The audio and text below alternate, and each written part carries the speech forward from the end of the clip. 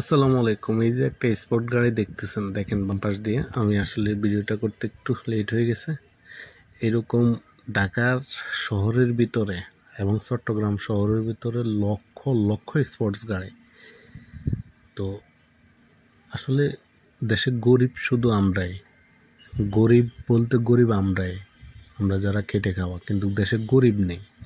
যারা ধনী তারা আরো ধনী হইতেছে, যারা চাকরিজীবী তাদের প্রমোশন হইতেছে, আর যারা ব্যবসায়ী তাদের ব্যবসা প্রমোট হইতেছে। আমরা যারা গরিব দিনমজুর, আমাদের অবস্থা দিন দিন নিচের দিকে ডাউন হচ্ছে, আমাদের পরিস্থিতি নেই।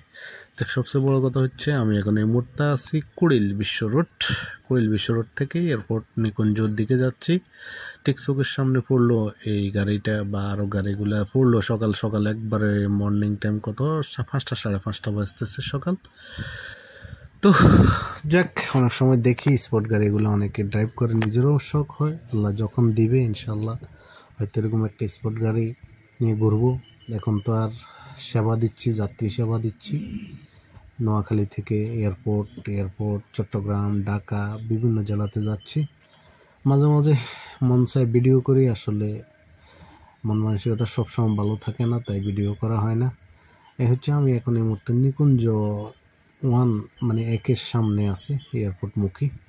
তো সবাই ভালো থাকবেন, আমার জন্য দোয়া করবেন ইনশাআল্লাহ। আমি চেষ্টা করতেছি আপনাদের জন্য ভালো ভালো ভিডিও মেক করার জন্য, ইনশাআল্লাহ হয়ে যাবে। আরও ভালো ভিডিও আপনারা পাবেন আগামীতে।